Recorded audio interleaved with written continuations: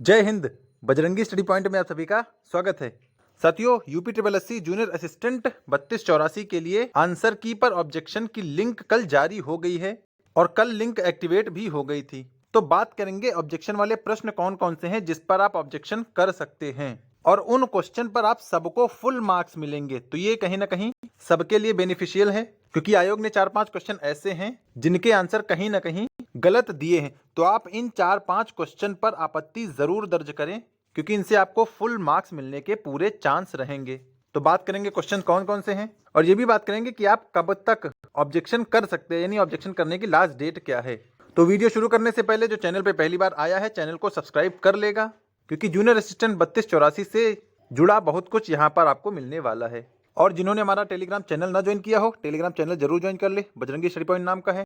क्योंकि जब कल ऑब्जेक्शन की लिंक आई थी तो इस लिंक वाली नोटिस को हमने इसी टेलीग्राम चैनल पर शेयर किया था और उसके बाद फिर यूट्यूब पर शॉर्ट बनाया था। तो अब तक जो भी इन्फॉर्मेशन आई है इसी टेलीग्राम चैनल पर शेयर की गई है, इसलिए आप लोग इस टेलीग्राम चैनल से जुड़ना ना भूलें और इसकी लिंक डिस्क्रिप्शन बॉक्स में दी गई है। आप लोग उस लिंक से कनेक्ट होकर ये टेलीग्राम चैनल ज्वाइन कर लीजिए और जो भी इन्फॉर्मेशन भेजी जा रही है उन सभी का फायदा उठाइए। चलिए आगे बात करेंगे। आप ये नोटिस देख सकते हैं, ये कल की है, दिनांक 3 फरवरी की।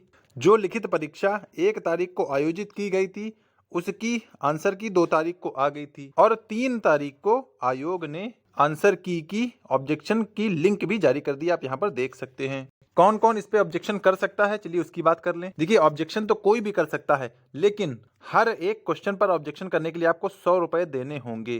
अच्छा, ये बड़ी विडंबना की बात है कि गलती आयोग करे और पैसे आप लोग भरें, लेकिन खैर आयोग जो चाहेगा वो तो हमें करना ही पड़ेगा। इसकी लास्ट डेट का है तो आपत्ति दर्ज करने की अंतिम तिथि 9 तारीख है, यानी 9 फरवरी से पहले आप सभी को अपने ऑब्जेक्शन कर देने हैं। उक्त तिथि के उपरांत आपत्ति दर्ज करने की सुविधा समाप्त हो जाएगी, यानी 9 से पहले आप सबको ऑब्जेक्शन कर देना है। चलिए बात करेंगे कौन कौन से क्वेश्चन है जिन पर आप ऑब्जेक्शन कर सकते हैं। सबसे पहला क्वेश्चन 30 नंबर पर है, विज्ञापन की वैसाखी, जिसमें आयोग ने विज्ञापन की ताकत दिया है। यहाँ पर इस ऑप्शन में 2 आंसर सही माने जा रहे हैं और तीसरा ये भी है कि जो वैसाखी लिखा है ये गलत लिखा है।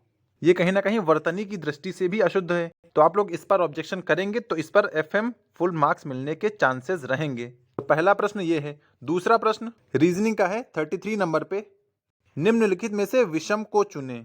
अब इसमें बहुत से लोगों को लग रहा होगा कि इसमें क्या ही गलत है। तो इसमें देखिए, इसमें अलग अलग लॉजिक लग रहे हैं। देखिए, अलग अलग लॉजिक लगे उससे नहीं मतलब है, लेकिन अलग अलग लॉजिक लगने के बाद भी आंसर सेम रहे वो ज्यादा मैटर करता है। क्योंकि एक लॉजिक से अगर एक आंसर आ रहा है और दूसरे लॉजिक से दूसरा आंसर आ रहा है तो फिर ये क्वेश्चन कहीं ना कहीं ऑब्जेक्शन के दायरे में आ जाता है।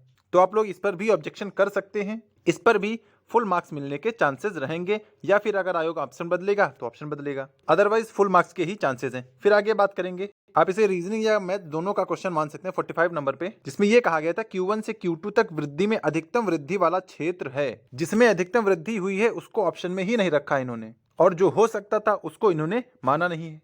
तो आप इस क्वेश्चन पर भी ऑब्जेक्शन कर सकते हैं। यहाँ पर इन्होंने नन ऑफ दीज दिया है, तो ये क्वेश्चन भी ऑब्जेक्शन के दायरे में आता है। फिर आगे बात कर लें लास्ट क्वेश्चन की। इसमें एक क्वेश्चन पर ये डाउट हो रहा था कि निम्नलिखित में से कौन सा ईमेल का सही पता है, तो इसमें ये नन ऑफ दीज ही होगा। एक बच्चे ने मेरे पास कमेंट किया था कि ईमेल वाला क्वेश्चन कैसे गलत हो सकता है, क्योंकि भाई उसमें abc@gmail लिखा था, उसमें .com को नहीं लगाया गया था, इसलिए इसमें नन ऑफ दीज होगा। क्योंकि सिर्फ abc@gmail नहीं होता है, .com भी होता है, इसलिए आयोग ने इसको नन ऑफ दीज माना है। तो इस पर ऑब्जेक्शन करने की कोई जरूरत नहीं है। लास्ट वाला जो सबसे विवादित क्वेश्चन है वो 72 नंबर है कि वित्तीय लेन देन के आधार पर कौन सा डिजिटल वित्तीय उपकरण से जुड़ा है। हालांकि होना चाहिए UPI ही।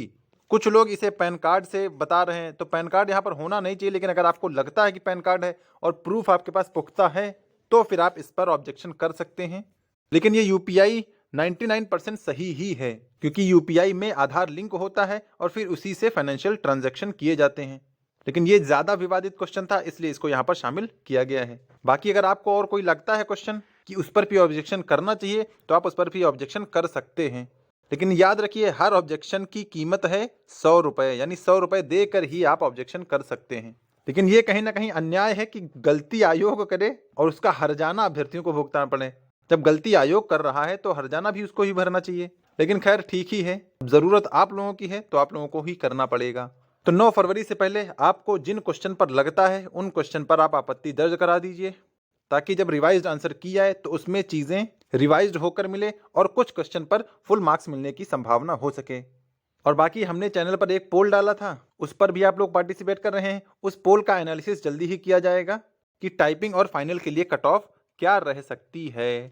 तो लिंक एक्टिवेट हो चुकी है, आप लोग भी एक्टिवेट हो जाइए और ऑब्जेक्शन करना शुरू कर दीजिए। और 9 फरवरी से पहले ऑब्जेक्शन कर देना है। और जो आपको ऑब्जेक्शन करना, जो आप अपना प्रूफ देंगे, उसको डॉक्यूमेंट PDF फाइल में आपको वहाँ पर अपलोड करना, जो कि 5 MB से कम की ही रहेगी। और यहाँ पर नंबर 8 इन्होंने एक अच्छा दिया कि भुगतान प्रक्रिया सफलतापूर्वक पूर्ण हो जाने के बाद दर्ज की गई आपत्तियों में किसी प्रकार के संशोधन की अनुमति नहीं होगी। यानी आप जिस पर ऑब्जेक्शन करना चाह रहे हैं, जिस ऑप्शन पर ऑब्जेक्शन करना चाह रहे हैं, उसको ध्यान से करिएगा, लॉक करिएगा, क्योंकि पेमेंट के बाद फिर उसमें अमेंडमेंट नहीं किया जा सकता।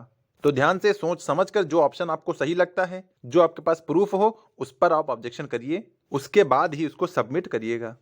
और बाकी की अपडेट पाने के लिए टेलीग्राम चैनल को भी ज्वाइन कर लीजिए और यूट्यूब चैनल को भी सब्सक्राइब कर लीजिए।